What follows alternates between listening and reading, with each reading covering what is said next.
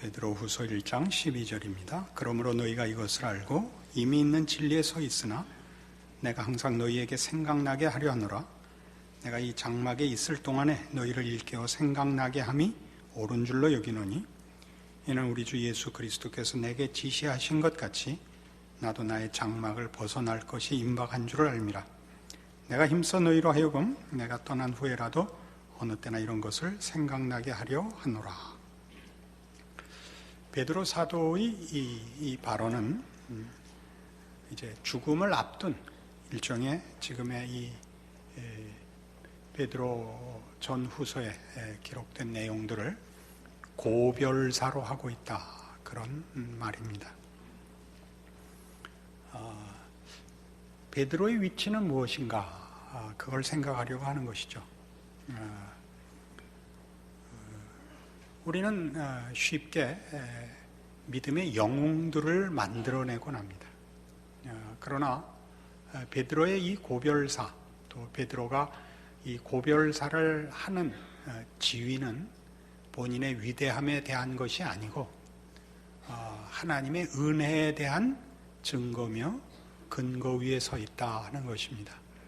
잘 아시는 대로 베드로는 복음서의 기록 중에 뭐 잘한 기록이 거의 없지요. 그래서 늘 서두르고 앞서고 쉽게 생각하여 책망을 받는 사람으로 등장합니다.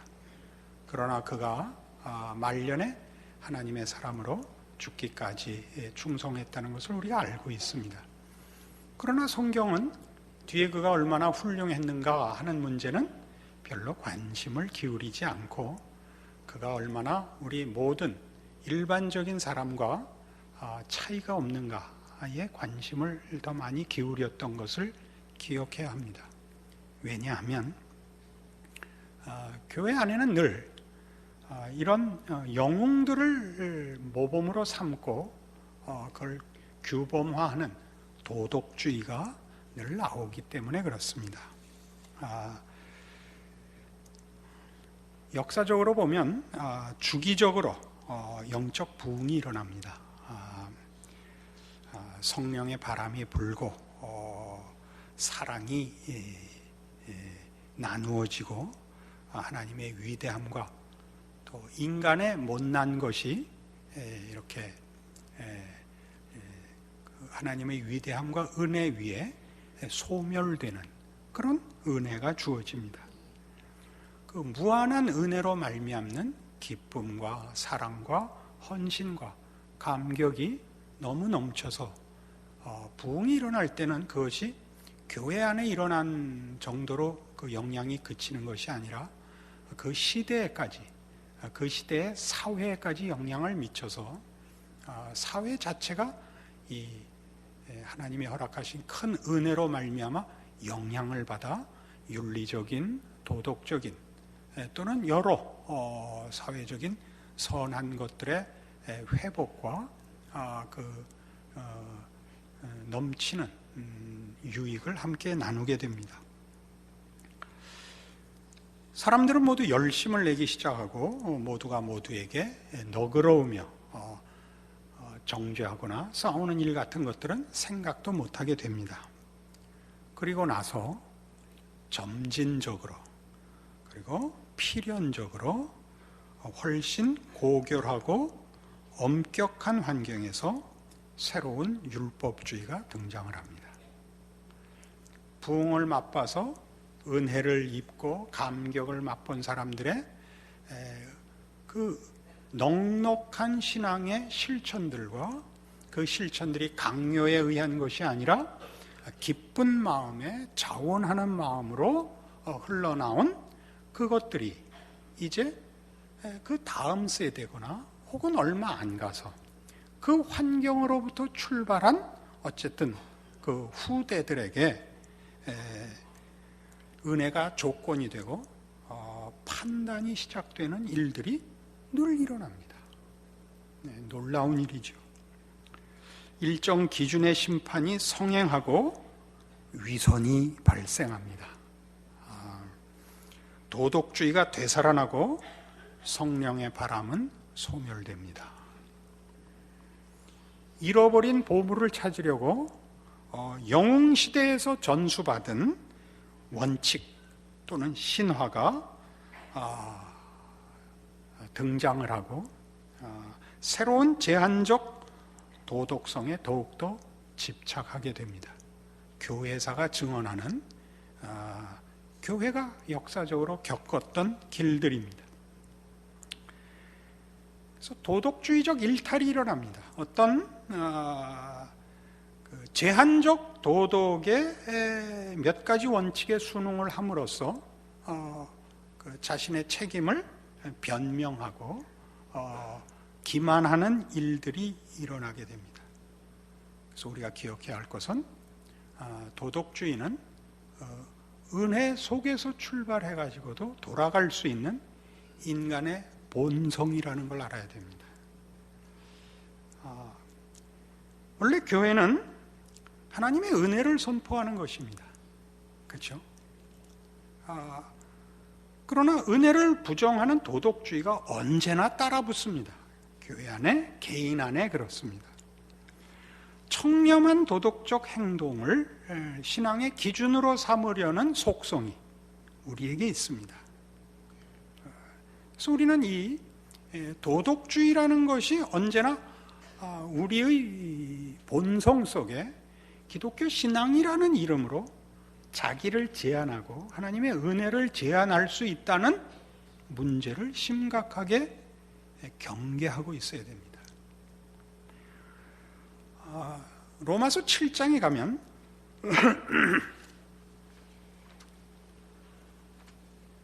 율법과 은혜에 대한 이런 성경의 아주 고마운 정말 은혜로운 해석이 나옵니다. 로마서 7장 7절부터 봅니다. 247페이지입니다. 그런즉 우리가 무슨 말을 하리요? 율법이 죄냐? 그럴 수 없느니라. 율법으로 말미암지 않고는 내가 죄를 알지 못하였으니 곧 율법이 탐내지 말라 하지 아니하였더라면 내가 탐심을 알지 못하였으리라. 오늘 우리가 이해하기 좋게 하기 위해서 도덕이라고 합시다. 윤리라고 합시다. 혹은 원래 의미는 그게 아니지만 율법주의적, 도덕주의적 차원에서 신앙이라는 말을 붙여도 마찬가지입니다. 도덕주의가 기승을 부리는 것은 우리의 본성에서 올라오는 것은 우리는 어쨌든 공로주의가 더 편한 탓입니다.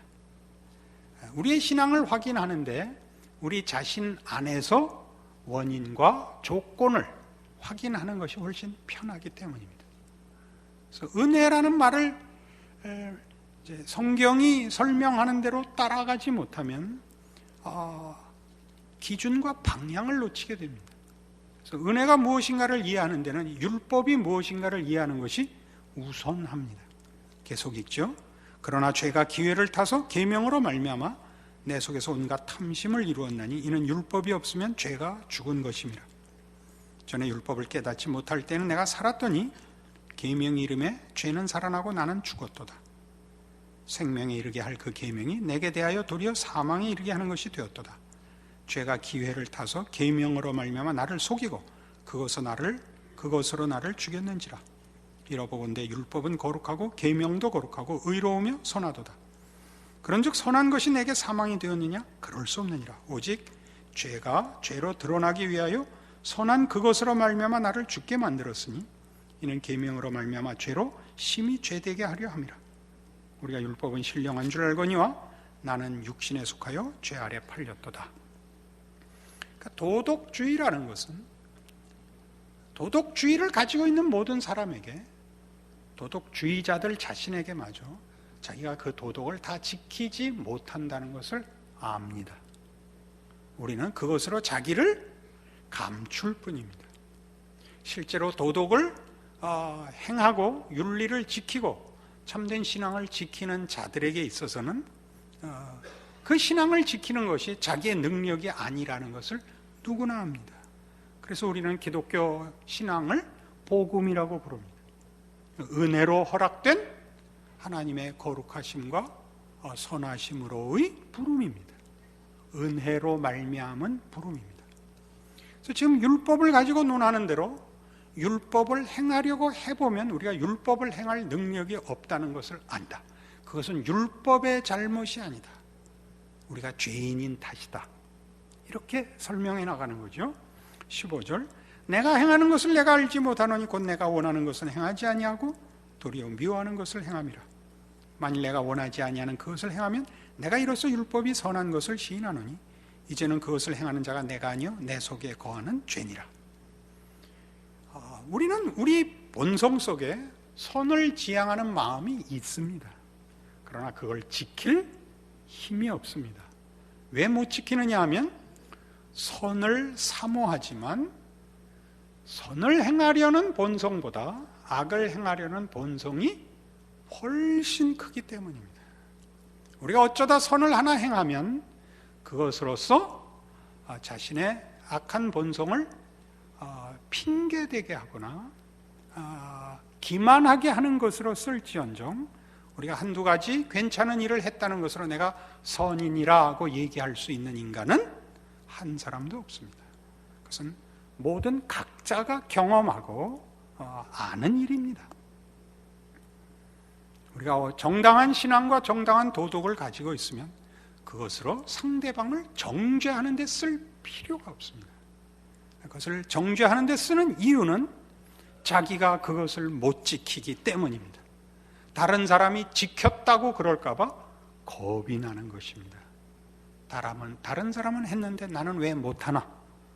그래서 그렇게 길을 쓰고 흠을 잡고 정죄를 하는 것이죠. 다 동지를 만들기 위해서입니다. 18절 봅니다. 내 속 곧 내 육신에 성은한 것이 거하지 아니하는 줄 아노니 원함은 내게 있으나 선을 행하는 것은 없느라. 내가 원하는 바 선은 행하지 아니하고 도리어 원하지 아니하는 바 악을 행하는도다. 만일 내가 원하지 아니하는 그것을 하면 이를 행하는 자가 내가 아니요 내 속에 거하는 죄니라. 그러므로 내가 한 법을 깨달았노니 곧 선을 행하기 원하는 나에게 악이 함께 있는 것이로다. 내 속사람으로는 하나님의 법을 즐거워하되 내 지체 속에서 한 다른 법이 내 마음의 법과 싸워 내 지체 속에 있는 죄의 법으로 나를 사로잡아오는 것을 보는도다. 오라 나는 곤고한 사람이로다. 이 사망의 몸에서 누가 나를 건져내랴. 1차적으로는 그렇습니다. 선을 희망할 수는 있지만 선을 행할 능력은 우리에게 전무합니다. 선을 행할 능력이 없는 것은 우리의 의지가 자유로운 위치에 있지 않기 때문입니다. 우리의 의지가 악한 죄의 노예로 있습니다. 선택의 여지가 없고 자유와 독립적인 지위에 있지 않습니다. 그래서 놀랍니다. 내가 원하는 것을 내가 할 자유가 나에게 없다. 나라는 존재는 나 하나로 되어 있지 않고 악한 것이 나를 붙잡고 있다. 이것이 로마서 7장의 가르침입니다. 그래서 내 속에 또 다른 힘이 있다. 그게 뭐냐? 그게 죄다. 그래서 나는 곤고한 사람이죠. 이 사망의 몸에서 나를 건져낼 자가 없습니다. 죄가 나보다 크기 때문이요. 나는 그 아래 묶여 있기 때문입니다. 그리고 25절에 우리 주 예수 그리스도로 말미암아 하나님께 감사하리로다. 그런즉 내 자신이 마음으로는 하나님의 법을 육신으로는 죄의 법을 섬기노랍니다. 그러니까 예수 그리스도로 말미암은 구원과 은혜로 인한 감사는 우리 안에서 죄악된 본성이 없어진다고 가르치지 않는다는 점을 놓치지 않으셔야 됩니다. 25절의 선언은 우리 주 예수 그리스도로 말미암아 하나님께 감사하리로다. 그런즉입니다. 그 감사 속에 뭐가 포함되어 있냐면 우리는 아직도 마음으로는 하나님의 법을 육신으로는 죄의 법을 섬기는 우리의 본성이 그냥 남아 있습니다. 그러나 뭐가 달라졌느냐? 8장 1절 그러므로 이제 그리스도 예수 안에 있는 자에게는 결코 정죄함이 없나니 이는 그리스도 예수 안에 있는 생명의 성령의 법이 죄와 사망의 법에서 너를 해방하였습니다. 우리가 꼭 기억해야 할 것은 하나님의 자녀로 부름받은 성도들은 정죄와 심판이라는 영역에서 벗어납니다. 하나님은 우리와의 관계에서 우리를 법적으로 추궁하시거나 법적으로 형벌을 내리시는 관계를 없애버리십니다. 즉 우리는 하나님의 자녀입니다. 하나님과 우리는 무슨 다른 조건으로 관계가 되어 있질 않습니다. 뭐 쉽게 법적인 관계가 아니고 이렇게 하나님과 자녀라는 관계입니다. 하나님이 구원이라는 것을 법적으로 옹호하실 때라도 그것은 하나님이 우리와의 관계를 어떻게 그 약속대로 하나님이 약속하신 은혜와 하나님의 능력으로 시작하고 유지하셨는가 하는 것을 그 효력을, 그 무한한 효력을 확증하기 위하여 법을 동원할지언정 우리를 정죄하고 형벌을 주기 위해서는 이제는 우리에게 법을 적용하시지 않습니다. 그것이 예수 그리스도 안에 있는 자에게는 결코 정죄함이 없다는 얘기입니다. 우리는 하나님에게 결코 심판과 정죄의 대상이 아닙니다. 그러나 이 법을 적용하지 않는다는 문제는, 즉 우리가 예수 안에서 얻은 구원, 하나님과의 관계의 회복과 하나님을 아버지라 부르고 그의 자녀가 된 이 은혜는 우리로 하여금 방임과 방종을 허락하는 구원이 아니고 하나님이 우리에게 아버지 되신 그 사랑이 우리로 하여금 하나님을 아버지라 부른 그 부름에 합당하게 살도록 하는 신앙적 윤리로 부르는 은혜입니다. 죄의 권세로부터 하나님의 통치와 하나님의 사랑이라는 자리로 부르는 것이 은혜이지, 이제는 무슨 짓을 해도 정죄를 받지 않는 자유롭고 자기 마음대로 살아도 되는 방종으로 풀어주는 은혜는 아닙니다. 그래서 은혜는 다시 우리에게 말하자면 법이 그랬던 것 이상의 강요와 꾸중과 견책이 있습니다. 우린 놀라죠. 왜 이렇게 말하자면 왜 이렇게 묶으며 간섭하며 등을 떠미는가, 이렇게 무섭게 몰아대시는가 라는 생각이 들 수 있습니다. 사랑하기 때문입니다. 자녀를 길러보신 분이면 누구나 아는 것입니다. 지나가다 모르는 아이가 그러는 것도 우리가 그래서는 안 된다 라고 말을 하거나 말을 할까라는 생각이 드는 법인데, 자기 자녀에 대해서는 그냥 넘어갈 수 없는 것이 부모가 가지는 부모된 진지함입니다. 자녀를 어떻게 장난삼아 기릅니까? 부모 노릇을 어떻게 하고 싶을 때만 합니까? 어떤 일이 있어도 부모된 책임을 게을리할 수는 없습니다. 그것은 법이 아닙니다. 그것은 강요가 아닙니다. 그렇게 하지 않으면 죽인다는 위협 때문에 부모 노릇을 하는 사람은 없습니다. 세상에는 물론 혹이 있습니다. 죄 때문입니다. 그러나 하나님이 만드신 정상적인 인간성이 회복되고 보면 우리는 그것이 지극히 당연하다는 것을 알며 그것이 인간된 존엄함이라는 것도 압니다. 그래서 8장은 그렇게 가르칩니다. 이 그리스도 예수 안에 있는 자에게는 결코 정죄함이 없다는 얘기는 어디로 끌고 가기 위해서냐 하면 3절 이하에 율법이 육신으로 말미암아 연약하여 할 수 없는 그것을 하나님은 하시나니 곧 죄로 말미암아 자기 아들을 죄 있는 육신의 모양으로 보내어 육신의 죄를 어디 갔어요? 읽다가도 줄을 놓치네. 육신의 죄를 정하사 육신을 따르지 않고 그 영을 따라 행하는 우리에게 율법의 요구가 이루어지게 하려 하심이라. 육신을 따르는 자는 육신의 일을, 영을 따르는 자는 영의 일을 생각하나니 육신의 생각은 사망이요 영의 생각은 생명과 평안이니라. 육신의 생각은 하나님과 원수가 되나니 이는 하나님의 법에 굴복하지 아니할 뿐 아니라 할 수도 없음이라. 육신에 있는 자들은 하나님을 기쁘시게 할 수 없느니라. 우리 다 아는 겁니다. 우리가 육신을 따를 것인가 영을 따를 것인가를 나누기 이전에 우리는 이제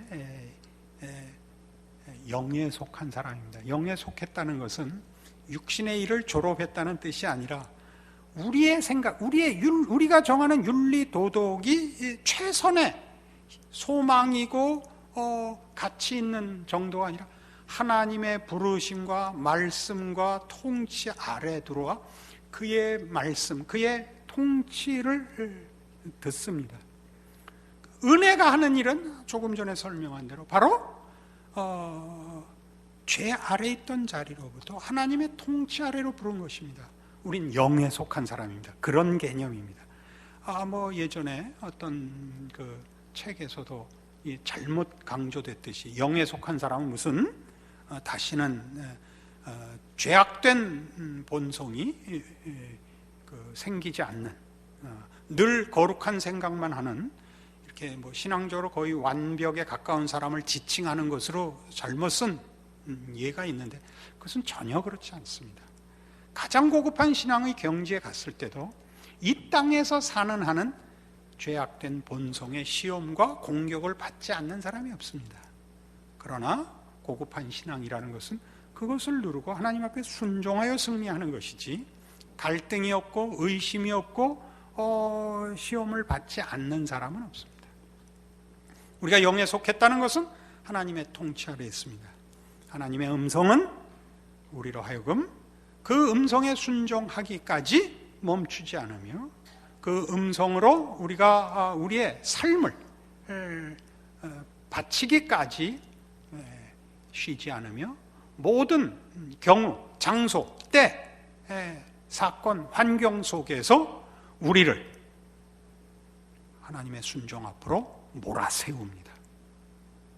하나님의 사람들은 이 하나님의 부르심과 명하심과 그 은혜가 허락한 생명과 영광의로의 길에서 외면될 수 없습니다. 그래서 우리는 이 문제를 지금 서두에 살펴봤던 바와 같이 베드로가 그 스스로는 예수를 쫓는 제자가 된 시점에서도 인간적인 생각에 근거하여 반응하고 결정하고 답하고, 그래서 여러 번 꾸중을 받던 자리로부터 하나님께서 예수 안에서 허락하신 은혜가 그의 생애를 어떤 자리까지 끌고 왔느냐의 산 증인으로 살게 된 사람으로 모든 신앙인들에게 있어서 모범입니다. 그 개인의 영웅적 신앙 승리가 모범이라는 것이 아니라 하나님의 부르심과 허락하신 은혜가 어떻게 한 사람을 인도하여 그 신앙의 멋진 넉넉한 지점까지 인도하는가의 산 증인인 것입니다. 우리는 베드로를 보고 놀라는 것은 베드로 자신의 내용에서가 아니라 하나님이 그 베드로를 그의 전 생애를 통하여 여기까지 인도해 오셨다. 이 지점까지 인도하여 그의 입술로 이 모든 증언과 격려를 하게 만들었다는 데 놀라는 것입니다. 이 초대교회의 그 성도들이 겪었던 동일한 환경과 시대적 조건 속에서 그가 교회 지도자 노릇을 하고 있는 것입니다. 일반 성도들이 가지는 어려움보다 지도자로서 더 큰 당시 사회와 시대의 정신과 부딪히고 위협받고 살아오면서 그의 죽음을 앞두고 그의 전생애를 이렇게 결말짓고 있는 것입니다. 여기에 우리의 놀라움이 있는 것입니다. 우리는 지금도 어쩌면 우리의 삶 속에서 이 신앙생활을 하는 것을 어떻게 하면 더 잘할 것이냐 하는 것과 어떻게 하면 꾸중 안 듣고 슬쩍 넘어갈 것이냐 사이에서 사실 갈등을 합니다. 그러나 가만 보면 두 가지 다 무엇이냐 하면 이 문제를 하나 짚고 넘어가야 되는데, 둘 다 책임을 면하자는 것이 제일 큰 관심사일 수 있습니다. 고민하지 않고 짐지지 않고 넘어갈 믿음을 주십시오. 또 이 가책받지 않고 고민하지 않고 현실을 신앙으로 넘어갈 수 있기를 바라는 겁니다. 고민하지 않고 짐지지 않고 신앙생활하게 해 주십시오가 좋은 신앙 주십시오가 될 수 있고, 반대일 수도 있습니다. 저 같은 것에게 너무 많이 요구하지 마십시오. 다 그렇게 사는데 왜 특별히 나한테만 그러십니까? 라고 사투리로 알고 있는데 깨 묻어서 무리 속에 슬쩍 숨어서 넘어가고 싶습니다. 결국은 무슨 문제냐? 우리가 알고 있는 진리와 사실에도 불구하고 우리는 고통이 더 현실인 것입니다. 고통받지 않고 짐지지 않고 신앙생활하고 싶어서 우리는 그토록 좋은 신앙을 바라고 그토록 겁을 내는 것입니다. 그래서 우리는 사실은 신앙생활이란 뭐냐 그러면, 베드로가 지금 예수님을 쫓아다니던 제자 시절에 실수했던 것과 사실은 더 이상의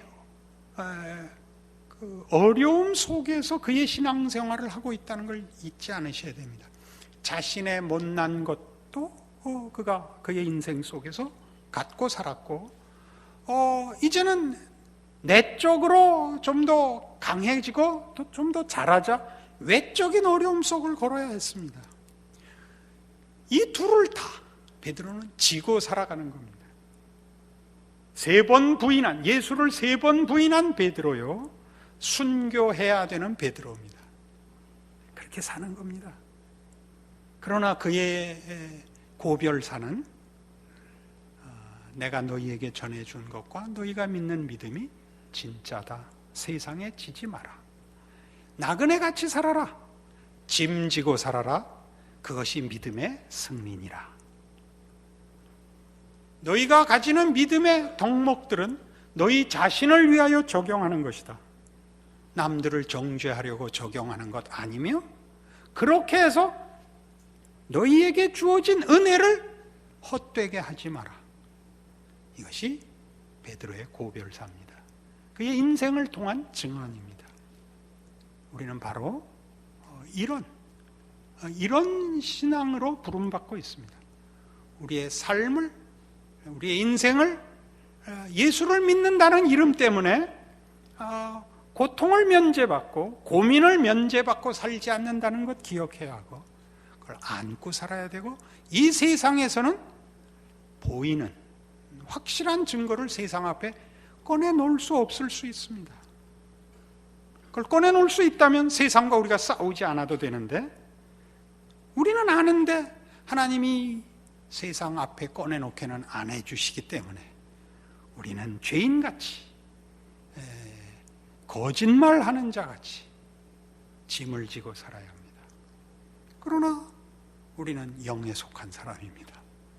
하나님의 음성이 들려오며 외면할 수 없습니다. 우리가 믿고 우리가 추구하는 것은 진실한 것이며 사실이며 영원한 것입니다.